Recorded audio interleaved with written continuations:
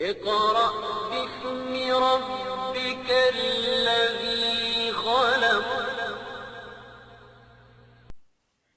السلام علیکم. آج کے سبق میں ہم اظہار حلقی یا اظہار کے قاعدے کو ڈیٹیل میں پڑھیں گے. اس سے پچھلے والے سبق میں میں نے نون ساکن اور تنوین کے کتنے رولز ہیں ان کا انٹروڈکشن دیا تھا، متعارف کروایا تھا ناموں سے، اور اس سے پچھلی والی ویڈیو میں نے ڈیٹیل میں نون ساکن اور تنوین سکھایا تھا.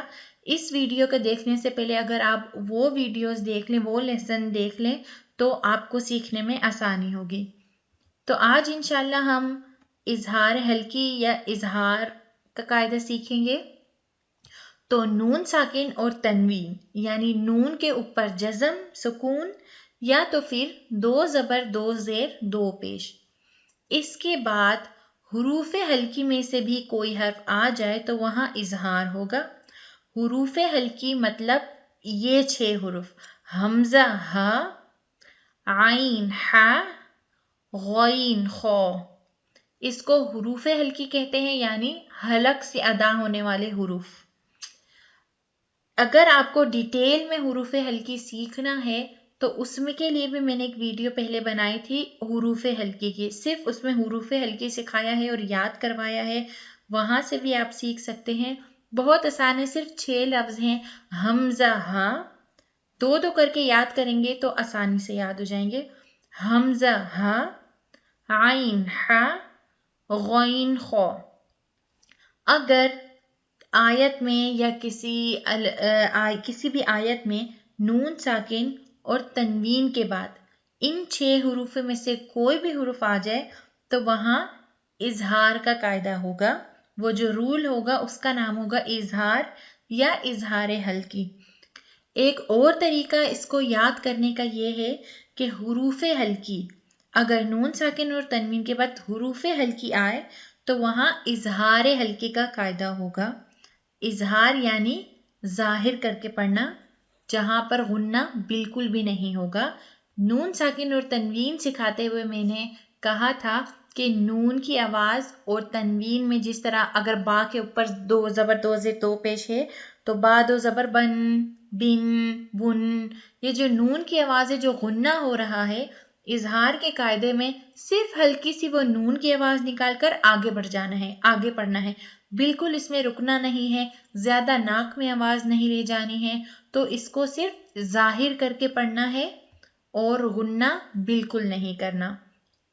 آگے جو میں مثالیں دوں گی ان کی تو اور زیادہ کلیئر ہو جائے گا اس میں.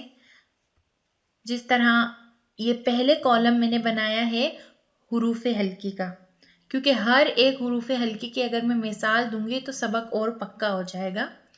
تو پہلی مثال ہے، اگر نون ساکن کے بعد حمزہ آ جائے تو وہاں پر اظہار کا قاعدہ کس طرح ہو رہا ہے. دیکھیں، جو نون ساکن ہے اس کے بعد حمزہ آ گیا تو وہاں پر بالکل نہیں رکنا، ناک میں زیادہ آواز نہیں لے کر جانی، صرف چھوٹا سا نون ادا کر کر آگے بڑھ جائیں گے. یہاں پر ہے من اخی، یوں نہیں کرنا من اخی، یا اگر زیادہ غنہ کر کے من اخی، یہ سب غلط ہے کیونکہ نون ساکن کے بعد حمزہ آ گیا ہے. تو بالکل تھوڑا سا نون ادا کر کے ہم آگے چلے جائیں گے، آگے پڑھنا شروع کر دیں گے، من اخی. دوسری مثال ہے ہا کی. نون ساکن کے بعد اگر ہا آ جائے، کیونکہ وہ حروف حلقی کا ہی ایک حرف ہے، تو بھی یہاں اظہار کا قاعدہ ہوگا، یعنی صرف نون کی آواز کو ظاہر کریں گے اور آگے پڑھیں گے. من ہاد، من ہاد. اور اسی طرح عین آ جائے تو بھی صرف نون کو ظاہر کر کے پورا باقی کے جو حرف ہے وہ پڑھیں گے. انعمتا، یہ سورہ فاتحہ میں آتا ہے. تو ہر نماز 5 نمازوں کے ساتھ اگر آپ پریکٹس کریں گے، جب بھی یہ لفظ آئے آپ غور کریں کہیں آپ یہاں زیادہ تو نہیں رکتے یا تو پھر قلقلہ تو نہیں ہو رہا. آپ نے صرف نون کی آواز تھوڑی سی نکال کر باقی پڑھنا ہے اور نماز میں آپ کی بہت اچھی طرح پریکٹس ہو سکتی ہے اس کی. انعمتا. آگے ہے ہا کی مثال، نون ساکن کے بعد ہا آ گیا ہے تو یہاں پر بھی اظہار ہوگا، من حرم، من غیرکم، نون ساکن کے بعد غین ہے تو من غیرکم، لمن خشیہ، یہاں پر خو آ گیا ہے، حروف ہلکی میں سے ایک حرف ہے خو، تو یہاں پر بھی غنہ نہیں ہوگا اور صرف نون کی آواز ظاہر ہوگی، لمن خشیہ۔ اس سے اگلے کالم میں نے تنوین کی بھی مثالیں لکھ دی ہیں تاکہ اب جو بھی میں نے آپ کو پڑھایا ہے کہ نون ساکن اور تنوین کے قاعدہ ہے، نون ساکن کی ساری مثالیں دوسرے نمبر کے کالم میں ہیں اور تنوین کی ساری مثالیں تیسرے کالم میں ہیں۔ تو یہاں پر دو زیر کے بعد حمزہ آ گیا ہے، حمزہ یعنی حروف ہلکی کا حرف، تو یہاں پر بھی صرف نون کی آواز کو ظاہر کر کے پڑھیں گے، عین آنیہ، نہ غنہ بالکل نہیں ہوگا، جس طرح من اخیہ، نون ساکن کے بعد حمزہ کو جس طرح پڑھا تھا اسی طرح یہاں تنوین کے بعد حمزہ کو پڑھیں گے، دو زبر دو زیر دو پیش تینوں ہی تنوین کہلاتے ہیں، تو ان میں سے دو زیر یہاں آیا ہے تو یہاں پر بھی اظہار کا قاعدہ ہو رہا ہے، عین آنیہ،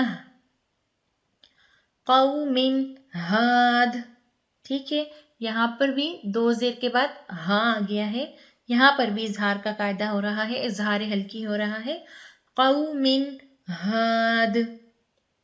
اگلا ہے محمدن عبدہ، محمدن کے بعد ہم بالکل بھی نہیں رکے ہیں، نہ ناک میں اتنی آواز گئی ہے، بالکل فوراً سے نون ادا کر کے ہم آگے کا لفظ ہم نے پڑھ دیا ہے کیونکہ یہ اظہار کا قاعدہ اس طرح پڑھا جاتا ہے، محمدن عبدہ۔ اگلی مثال ہے نار حامیہ، دو پیش کے بعد جو کہ تنوین ہے ہا آ گیا ہے جو کہ اظہار اور جو کہ حروف ہلکی کا حرف ہے، نار حامیہ، رب غفور، یہاں پر بھی دو پیش کے بعد غین ہے، تنوین کے بعد غین ہے، رب غفور۔ آخری مثال ہے شیء خلقہ، یہاں پر تنوین کے بعد خو آ گیا ہے، شیء خلقہ۔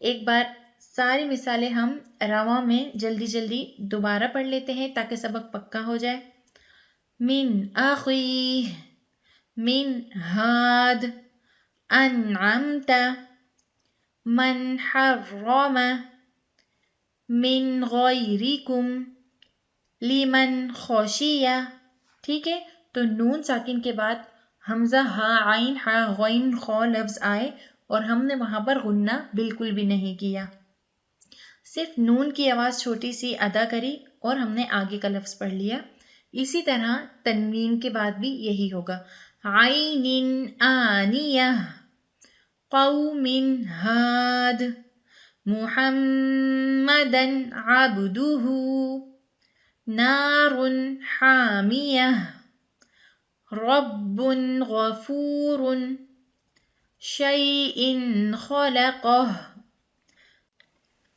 مجھے امید ہے کہ آپ کو اظہار کا قاعدہ اچھے سے سمجھ آ گیا ہوگا، انشاءاللہ جب یہ چاروں رولز میں سکھا دوں گی تو اس کے بعد آگے آنے والی ویڈیوز میں یہی رولز آپ کو قرآن میں ڈھونڈ کے دکھاؤں گی اور قرآن پڑھنا سکھاؤں گی کہ اظہار قرآن میں آئے تو اس کی پہچان بھی آسانی سے ہو جائے، اور اگر آپ کو نون ساکن تنوین یا حروف ہلکی ریوائز کرنا ہے یا سیکھنا ہے تو میں ڈسکرپشن میں لنک ڈال دوں گی، آپ وہاں پہ جا کر وہ بھی سیکھ سکتے ہیں۔ خیرکم من تعلم القرآن وعلم، تم میں بہترین وہ ہے جو قرآن کو سیکھتا ہے اور قرآن کو سکھاتا ہے۔